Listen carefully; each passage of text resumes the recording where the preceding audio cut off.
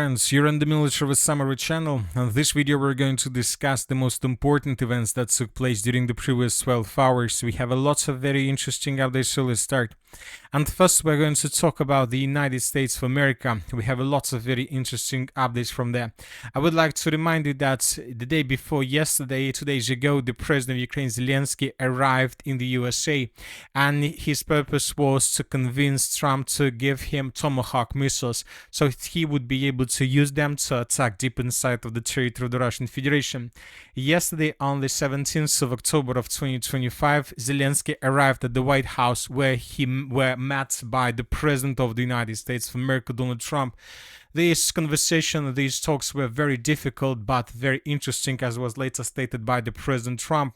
So according to information we have, Trump received maps from Zelensky detailing the Russian defense industry's pain points. According to media reports, these maps could be used to force Moscow to end the war, according to a source in the Ukrainian delegation to RBC Ukraine. So I'm not sure that these maps are very useful, because I believe that the United States of America, having a stronger satellite base, most likely have all these maps and all these pain points across the Russian Federation. So I'm not sure that this map is very useful for President Trump. Anyway, the meeting was very important and very interesting, and right after this meeting, Zelensky made a lot of very interesting statements. Zelensky stated that Putin hates me. It seems strange to me that if they're trying to kill us, I'll have a different attitude toward this person. I feel the same way about him as he does about me.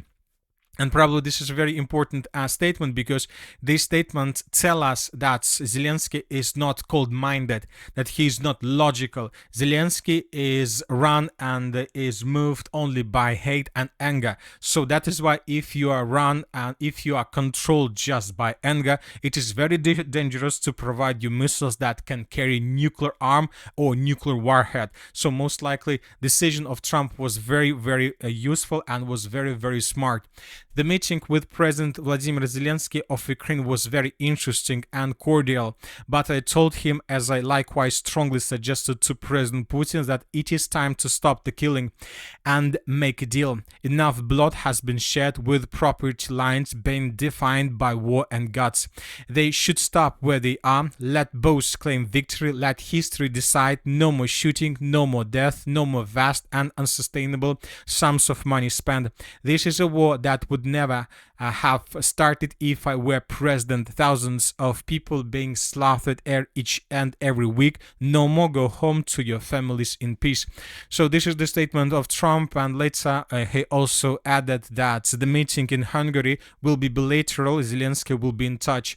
Trump stated his sympathy for Orban and called Hungary a safe country for a meeting with Putin.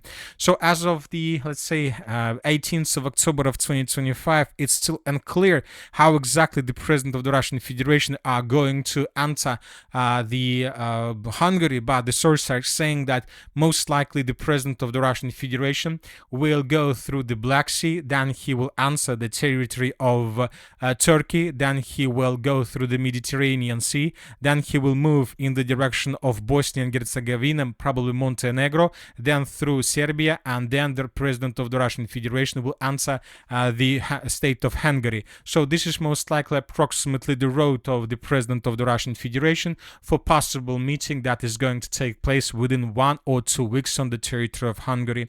So let's wait and see what is going to be next, but obviously this is a very interesting situation, and this is a very huge humiliation of the entire European Union and Brussels itself. Now let's discuss the situation in Ukraine. During the previous night, the Russians carried out another massive missile attack and drone attack across Ukraine. The Russians were attacking, as you can see, mainly the eastern part of Ukraine. They were trying to damage and to destroy logistic roads.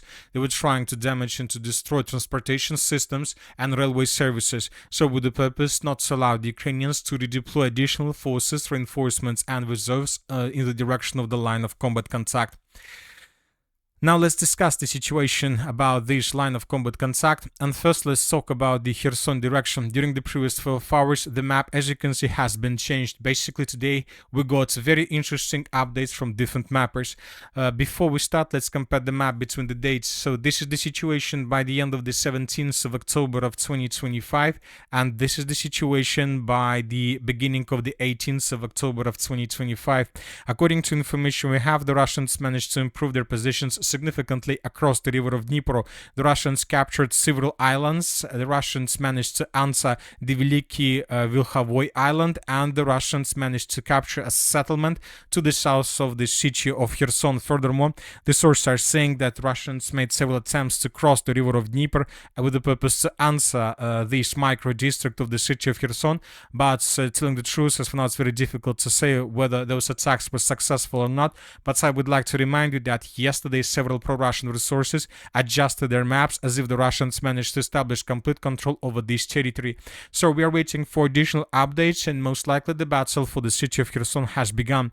And obviously this battle sooner or later will begin, because I would like to remind you that in 2 weeks or in a week a meeting in Hungary may take place, and this war can be finished anytime soon. So that is why the Russians understand that by the time the war finishes, everything they will control will be under their control in future, will remain under their control. So that is why they intensify their activities across the entire line of combat contact with the purpose to get as much as possible advantageous positions, probably even before next war that might take place within the next several years, or maybe not, but anyway Russians need as better as possible positions, in especially around the city of Kherson and of course in the vicinity of the city of Zaporozhye.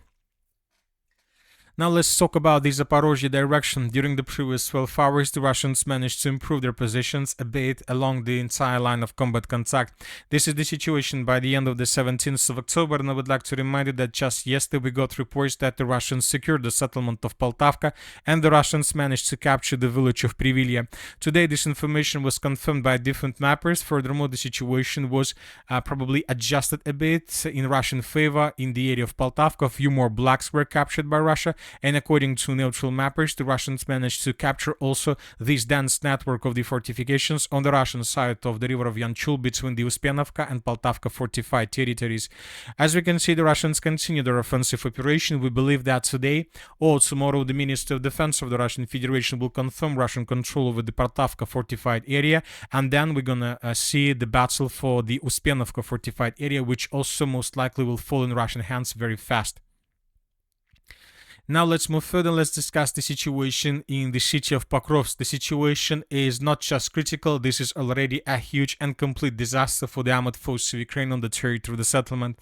If you remember, just yesterday we discussed that according to several pro-Russian resources, the western bank, the western flank of the city of Pokrovsk collapsed completely.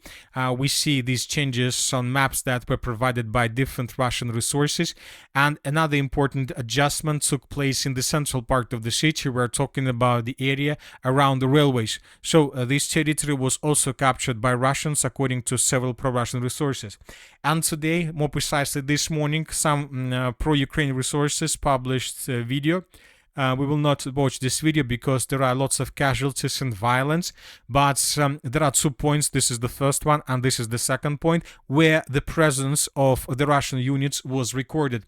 So this thing is that Ukrainians were moving in this area. The Ukrainian soldiers were retreating most likely with the purpose to cross railways and to answer the northern part of the city of Pokrovsk, but Ukrainian soldiers were ambushed exactly in this point. So Russian soldiers attacked Ukrainians and they were wounded, or maybe even more. So based on this video we have adjusted the map, we have colored this territory under complete Russian control, and it seems that the southern part of the city of Pokrovsk is about to be captured by Russia. So we believe that with this situation and with this pace of offensive in coming 2 or 3 weeks, the map in this area will be changed probably very much, and most likely the city of Pokrovsk will fall before probably talks or negotiations about the peaceful settlement of the conflict starts. Now let's move further and let's discuss the situation in the Sliman-Sivers direction. During the previous 12 hours, according to information we have, the Russians improved their position significantly around the settlements of Novoselovka. This is the situation by the end of the 17th of October, and this is the situation by the beginning of the 18th of October. The Russians caught in cauldron Ukrainians in the area of Novoselovka. Furthermore, the Russians continue attacking and bombing the main logistics roads that goes in the direction of the city of Liman. During the previous 24 hours, we received lots of videos how Russians were destroying Ukrainian vehicles and Ukrainian facilities. And that's it for the short video. Military Summary channel reminds you to condemn any violence in the world. Thank you for watching. Subscribe to my channel, put your likes, join my Patreon, and have a good day. Bye bye.